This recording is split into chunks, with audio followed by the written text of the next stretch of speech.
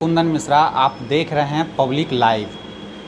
अभी मैं मौजूद हूँ मोतिहारी में और हमारे बीच ऐसे शख्स बैठे हुए हैं जो सुगौली प्रखंड अंतर्गत भरगावा पंचायत से मुखिया का उम्मीदवार हैं। इनकी पत्नी मुखिया की उम्मीदवार है और ये लगातार गरीबों के दिल में जो है सो बसे हुए हैं अपने पंचायत में, और जो कहें तो गरीबों के लिए दिन रात एक करके गरीबों का सेवा करना इनका पहला प्राथमिकता होता है। और अगर कोई भी गरीब अगर कोई भी मुसीबत में फंसे तो उसको उस समस्या उस मुसीबत से निकालने के लिए इनकी पहली प्राथमिकता होती है।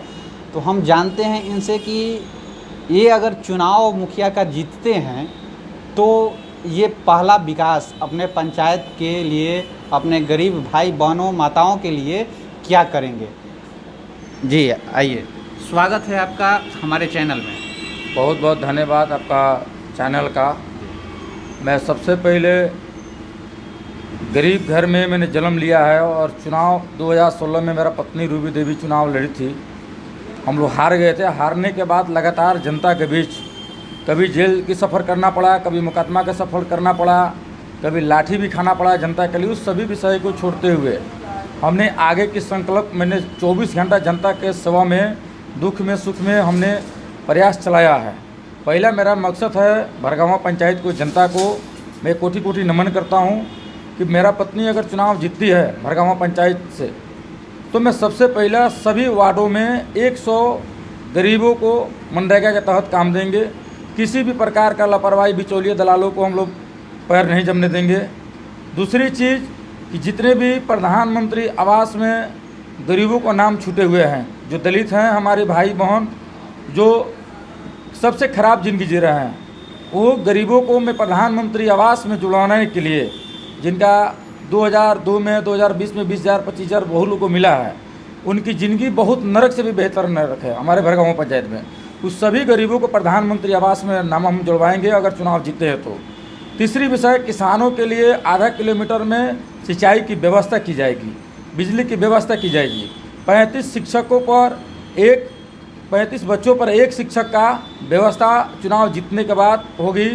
पक्कीकरण, नाली गली, इस सभी व्यवस्था, जो नल योजना जो बहुत सारे जगह नहीं चल रहा है किसी कारणवश, हमारे चुनाव जीतने के बाद अगर पत्नी हमारे रूबी देवी मुखिया बनती है तो सभी भ्रष्टाचार को मिटाकर एक पंचायत में गरीब मजदूर दलितों को, छात्र नौजवानों को पंचायत में स्थापना करेंगे। उनकी आवाज़ को लेकर हम आगे बढ़ेंगे।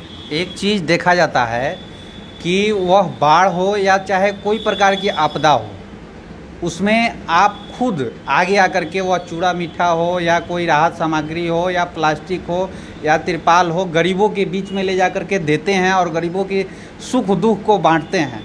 जो वर्तमान मुखिया भी नहीं कर सकता है वो आप करते हैं। या हर गांव में हर पोल पर बिजली का व्यवस्था हो, ये आप करते हैं। क्या होता है इससे आपको?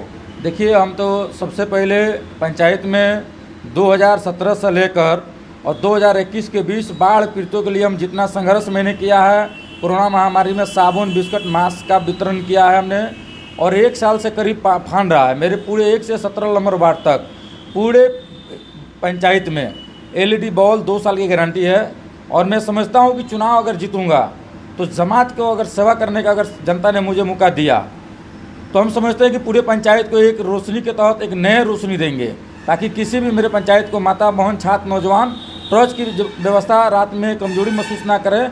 बहुत सुंदरा मगर अपने पंचायत को विकसित बनाएंगे।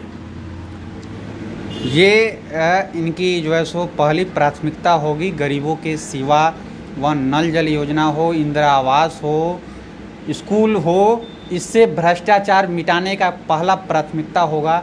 ये हैं हमारे भरगावा पंचायत के भोला शाह, इनकी पत्नी जो मुखिया की उम्मीदवार होंगी इस बार।